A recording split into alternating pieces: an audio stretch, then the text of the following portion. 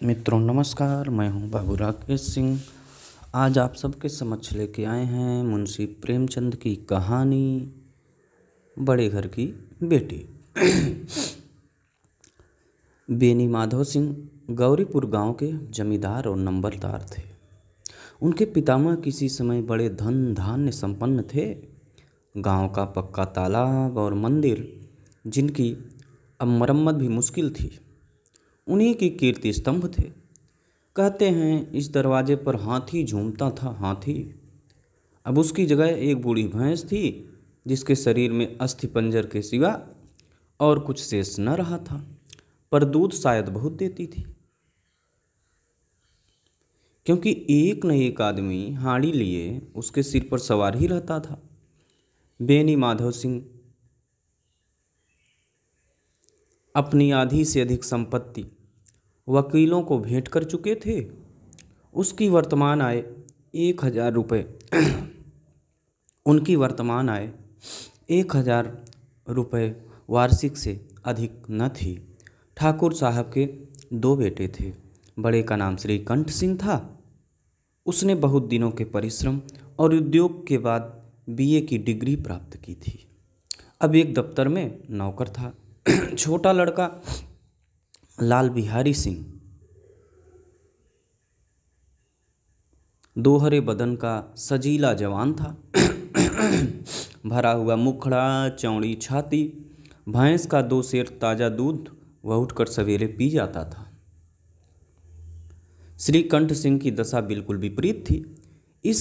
इन नेत्रप्रिय गुणों को उन्होंने बीए इन्हीं 2 अक्षरों पर न्यौछावर कर दिया था। इन 2 अक्षरों ने उनके शरीर को निर्बल और चेहरे को कांतिहीन बना दिया था। इसी से वैद्यक ग्रंथों पर उनका विशेष प्रेम था। आयुर्वेदिक औषधियों पर उनका अधिक विश्वास था। शाम सवेरे से उनके कमरे से प्रायः खरल की सुरीली कर्ण मधुर ध्वनि सुनाई दिया करती थी। लाहौर और कलकत्ते के वैद्यों से बड़ी लिखा पड़ी रहती थी।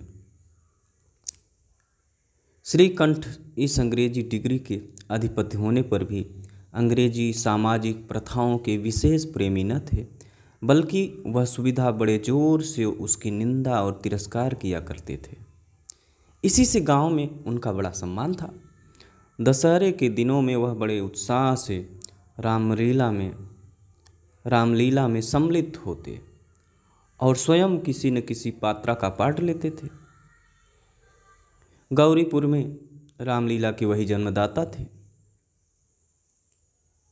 प्राचीन हिंदू सभ्यता का गुणगान उनकी धार्मिकता का प्रधान अंग था। सम्मिलित कुटुंब के तो वह एकमात्र उपासक थे। आजकल स्त्रियों को कुटुंब में मिलजुल कर रहने की जो अरुचि होती है, उसे वह जाति और देश दोनों के लिए हानिकारक समझते थे। यही कारण था कि गांव की ललनाएं उनकी निंदक थीं। कोई तो उन्हें अपना शत्रु समझने में भी संकोच न करती थी। स्वयं उनकी पत्नी को ही इस विषय में उनसे विरोध था। यह इसलिए नहीं कि उसे अपने सास, ससुर, देवर या जेठ आदि से घृणा थी, बल्कि उसका विचार था कि यदि बहुत कुछ सहने और तरह देने पर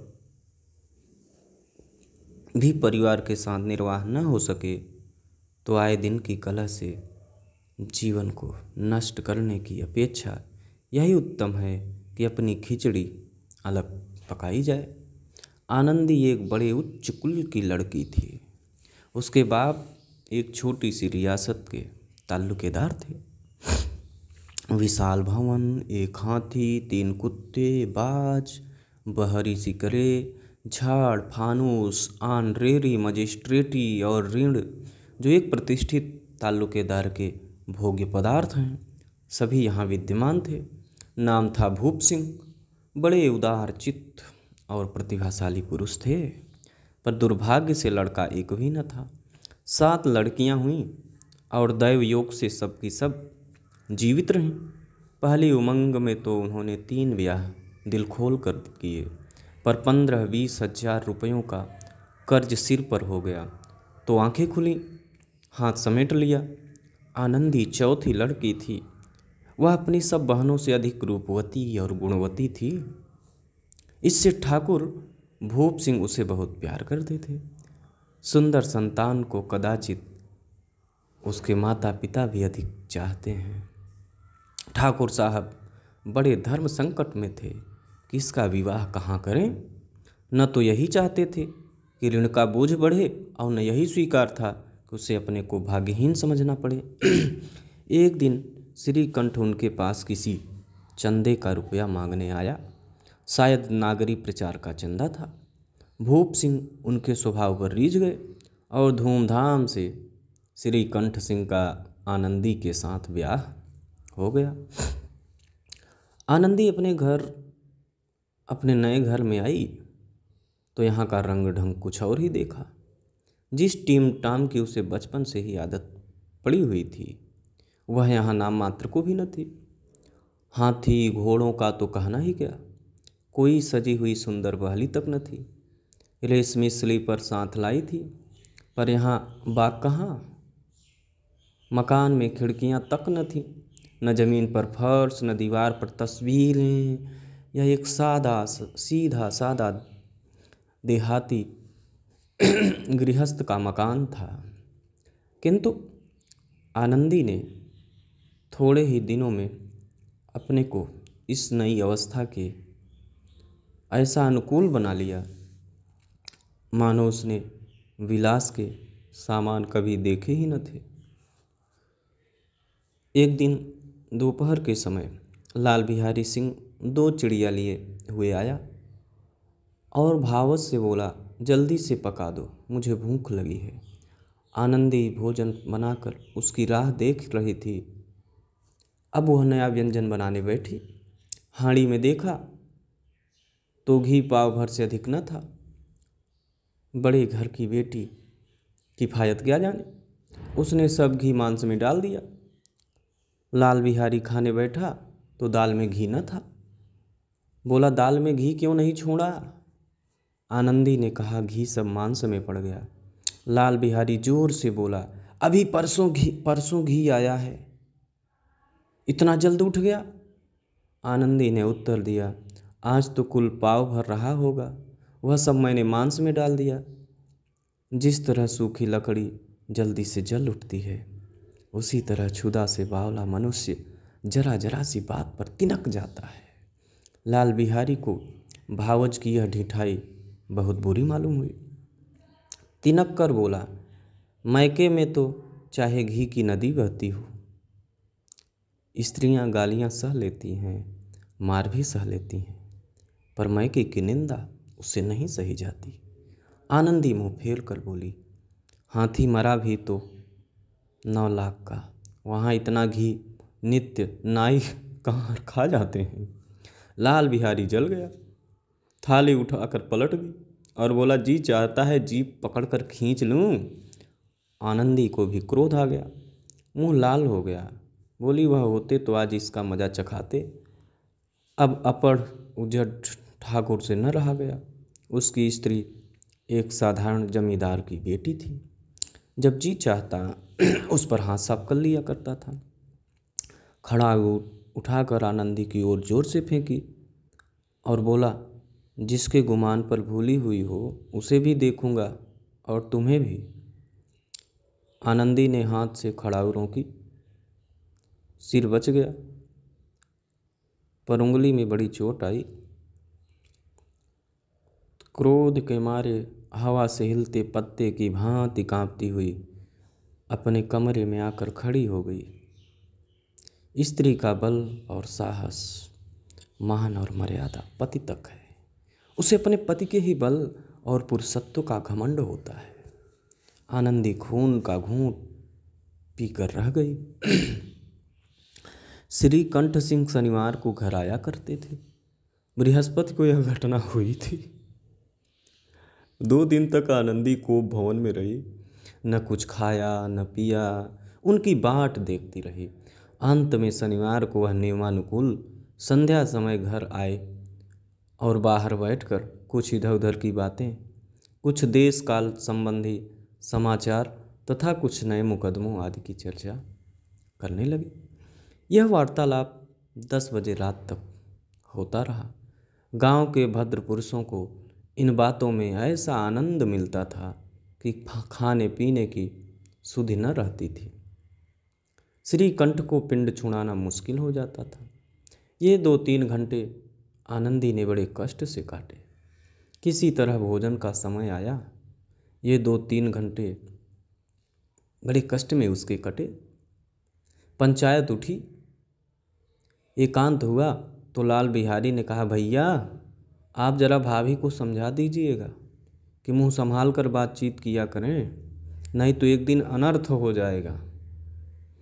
बेनी माधव सिंह ने बेटे की ओर से साक्षी दी, हाँ बहू बेटियों का यह स्वभाव अच्छा नहीं कि मर्दों के मुंह लगें। लाल बिहारी, वह बड़े घर की बेटी हैं, तो हम भी कोई कुर्मी कहार नहीं हैं? श्रीकंठ ने चिंतित स्वर से पूछा, आखिर बात क्या हुई? लाल बिहारी ने कहा, कुछ भी नहीं, यूं ही आप उलझ पड़ी। मायके के सामने हम लोगों को कुछ समझती ही नहीं। श्रीकंठ खा पी कर आनंदी के पास गए। वह भरी बैठी थी। यह हजरत भी कुछ तीखे थे। आनंदी ने पूछा, चित्त तो प्रसन्न है? श्रीकंठ बोले, बहुत प्रसन्न है, पर तुमने आजकल घर में यह क्या उपद्रव मचा रखा है? आनंदी की त्योरियों पर बल पड़ गए। झुंझलाहट के मारे बदन में ज्वाला सी दहक उठी। बोली, जिसने तुमसे यह आग लगाई है उसे पाऊं तो मुँह झुलस दूं। श्रीकंठ, इतनी गर्म क्यों होती हो? बात तो कहो। आनंदी, क्या कहूँ, यह मेरे भाग्य का फेर है। नहीं तो गंवार छोकरा जिसको चपरासी गिरी करने का भी शऊर नहीं, मुझे खड़ाऊ से मार कर करियो ना अकड़ता। श्रीकंठ, सब हाल साफ साफ कहो तो मालूम हो, मुझे तो कुछ पता नहीं। आनंदी, परसों तुम्हारे लाडले भाई ने मुझसे मांस पकाने को कहा। घी हांडी में पाव भर से अधिक न था। वह सब मैंने मांस में डाल दिया। जब खाने बैठा तो कहने लगा, दाल में घी क्यों नहीं है? बस इसी पर मेरे मायके को बुरा भला कहने लगा। मुझसे न रह गया। मैंने कहा कि वहाँ इतना घी तो नाई कहाँ खा जाते हैं और किसी को जान भी नहीं पड़ता। बस इतनी सी बात पर इस अन्यायी ने मुझ पर खड़ाऊ फेंक मारी। यदि हाथ से न रोक लूँ तो सिर फट जाए।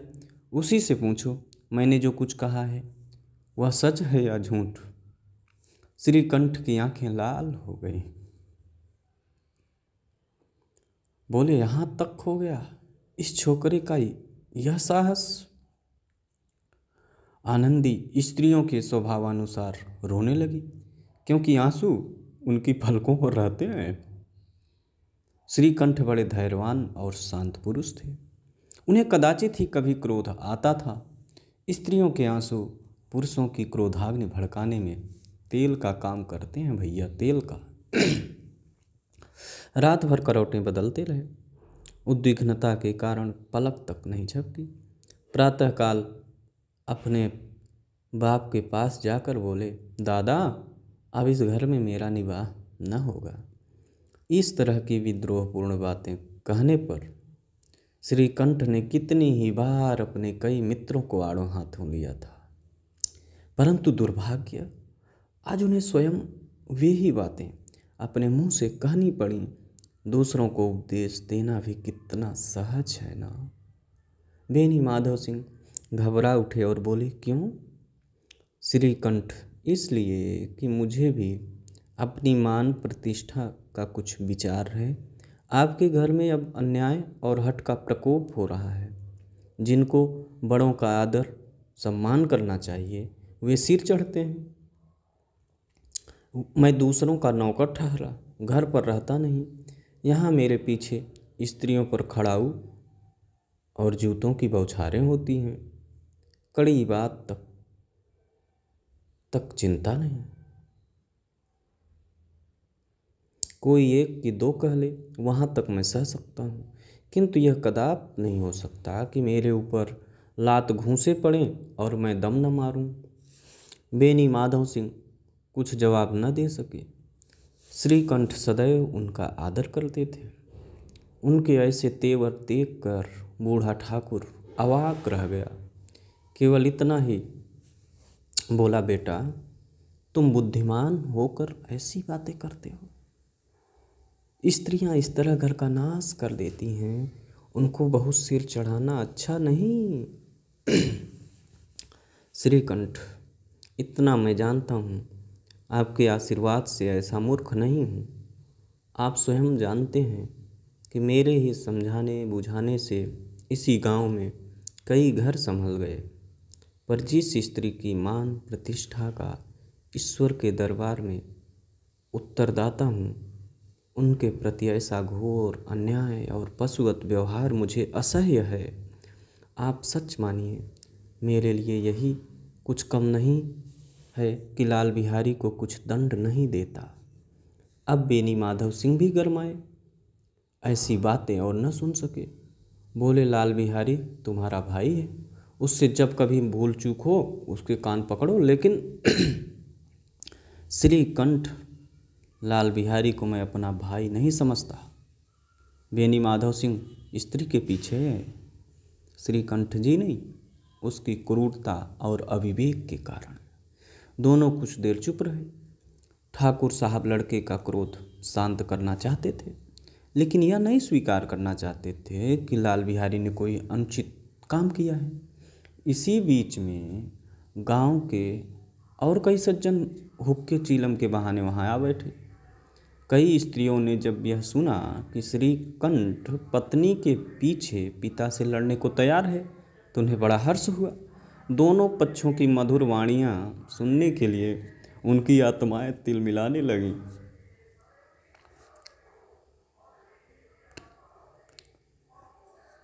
गांव में कुछ ऐसे कुटिल मनुष्य भी थे जो स्कूल की नीतिपूर्ण गति पर मन ही मन जलते थे।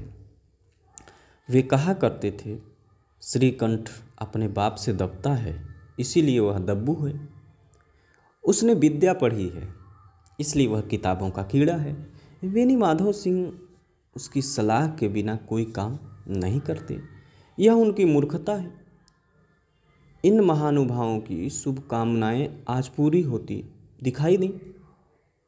कोई हुक्का पीने के बहाने और कोई लगान की रसीद दिखाने आकर बैठ गया। बेनी माधव सिंह पुराने आदमी थे, इन भावों को ताड़ गए।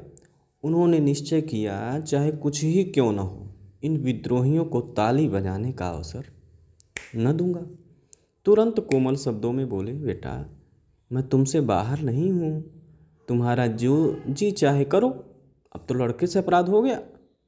इलाहाबाद का अनुभव रहित छल्लाया हुआ ग्रेजुएट इस बात को न समझ सका। उसे डिबेटिंग क्लब में अपनी बात पर अड़ने की आदत थी। इन हटकंदों की उसे क्या खबर।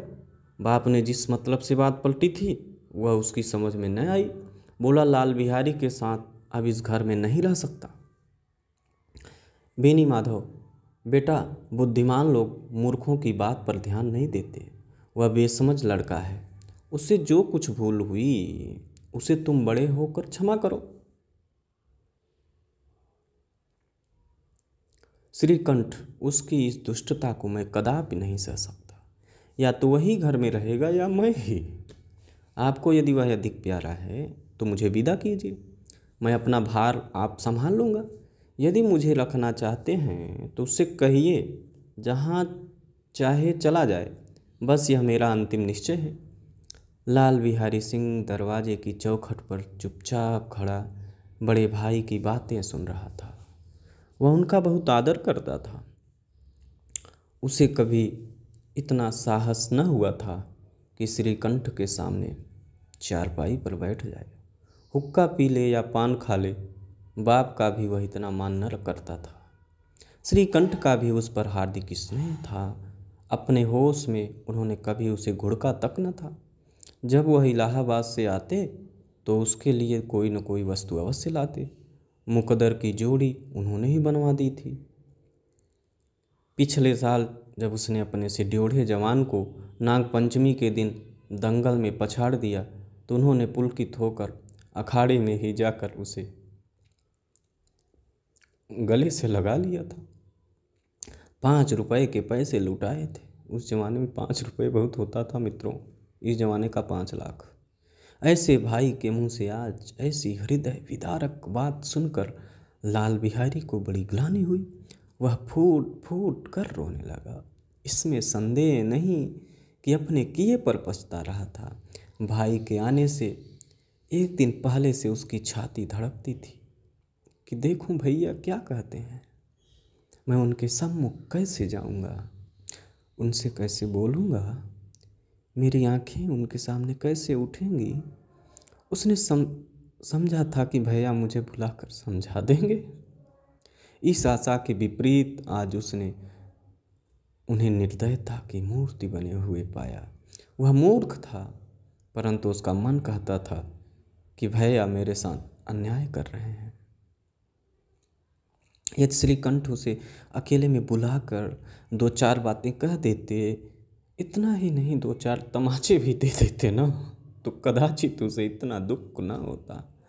पर भाई का यह कहना कि अब मैं इसकी सूरत नहीं देखना चाहता, लाल बिहारी से सहा न गया। वह रोता हुआ घर आया। कोठरी में जाकर कपड़े पहने, आंखें पोंछीं, जिससे कोई यह न समझे कि रोता था। तब आनंदी के द्वार पर आकर बोला, भाभी, भैया ने निश्चय किया है कि वह मेरे साथ इस घर में न रहेंगे। अब वह मेरा मुंह नहीं देखना चाहते, इसलिए अब मैं जाता हूँ। उन्हें फिर मुंह न दिखाऊंगा। मुझसे जो कुछ अपराध हुआ उसे क्षमा करना। यह कहते कहते लाल बिहारी का गला भर आया। जिस समय लाल बिहारी सिंह सिर झुकाए आनंदी के द्वार पर खड़ा था, उसी समय श्रीकंठ सिंह भी आंखें लाल किए बाहर से आए। भाई को खड़ा देखा तो घृणा से आंखें फेर लीं और कतरा कर निकल गए, मानो उसकी परछाई से दूर भागते हों। आनंदी ने लाल बिहारी की शिकायत तो की थी, लेकिन अब मन में पछता रही थी। वह स्वभाव से ही दयावती थी। उसे इसका तनिक भी ध्यान न था कि बात इतनी बिगड़ जाएगी। वह मन में अपने पद पर झुंझला रही थी कि वह इतने गर्म क्यों होते। उस पर यह भय भी लगा हुआ था कि कहीं मुझसे इलाहाबाद चलने को कहें तो कैसे क्या करूँगी। इस बीच में जब उसने लाल बिहारी को दरवाजे पर खड़े यह कहते सुना कि अब मैं जाता हूँ, मुझसे जो अपराध हुआ क्षमा करना, तो उसका रहा सहा क्रोध भी पानी हो गया। वह रोने लगी। मन का मैल धोने के लिए नयन जल से उपयुक्त और कोई वस्तु नहीं है बाबू। श्रीकंठ को देखकर आनंदी ने कहा, लाला, बाहर खड़े बहुत रो रहे हैं। श्रीकंठ, तो मैं क्या करूं? आनंदी, भीतर बुला लो। मेरी जीभ में आग लगे, मैंने कहाँ से यह झगड़ा उठाया। श्रीकंठ, मैं न बुलाऊंगा। आनंदी, पछताओगे, उन्हें बहुत ग्लानि हो गई है, ऐसा न हो कहीं चल दें। श्रीकंठ न उठे। इतने में लाल बिहारी ने फिर कहा, भाभी, भैया से मेरा प्रणाम कह दो। वह मेरा मुंह नहीं देखना चाहते, इसलिए मैं भी अपना मुंह उन्हें न दिखाऊंगा। लाल बिहारी इतना कहकर लौट पड़ा और शीघ्रता से दरवाजे की ओर बढ़ा। अंत में आनंदी कमरे से निकली और उसका हाथ पकड़ लिया। लाल बिहारी ने पीछे फिर कर देखा और आंखों में आंसू भरे बोला, मुझे जाने दो। आनंदी, कहाँ जाते हो? लाल बिहारी, जहाँ कोई मेरा मुंह न देखे। आनंदी, मैं न जाने दूंगी। लाल बिहारी, मैं तुम लोगों के साथ रहने योग्य नहीं हूँ। आनंदी, तुम्हें मेरी सौगंध, अब एक पग भी आगे न बढ़ाना। लाल बिहारी, जब तक मुझे यह न मालूम हो जाए कि भैया का मन मेरी तरफ से साफ हो गया, तब तक मैं इस घर में कदापि न रहूँगा। आनंदी, मैं ईश्वर को साक्षी देकर कहती हूँ कि तुम्हारी ओर से मेरे मन में तनिक भी मैल नहीं है। अब श्रीकंठ का हृदय भी पिघला। उन्होंने बाहर आकर लाल बिहारी को गले लगा लिया। दोनों भाई खूब फूट फूट कर रोए।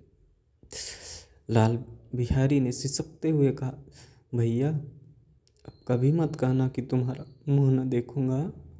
इसके सिवा आप जो दंड देंगे न, मैं सहर्ष स्वीकार करूंगा। श्रीकंठ ने कांपते हुए स्वर से कहा, लल्लू इन बातों को बिल्कुल भूल जाओ। ईश्वर चाहेगा तो फिर ऐसा अवसर न आवेगा। बेनी माधव सिंह बाहर से आ रहे थे। दोनों भाइयों को गले मिलते देखकर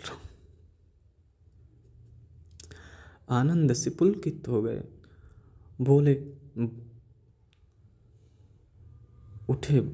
बोल उठे, बड़े घर की बेटियां ऐसी ही होती हैं, बिगड़ता हुआ काम बना लेती हैं। गांव में जिसने यह वृत्तांत सुना उसी ने इन शब्दों में आनंदी की उदारता को सराहा। बड़े घर की बेटियां ऐसी ही होती हैं ना। आखिर और किसे कहते हैं बड़े घर की बेटियां? बड़े घर की बेटियां ऐसी ही होती हैं। धन्यवाद मित्रों।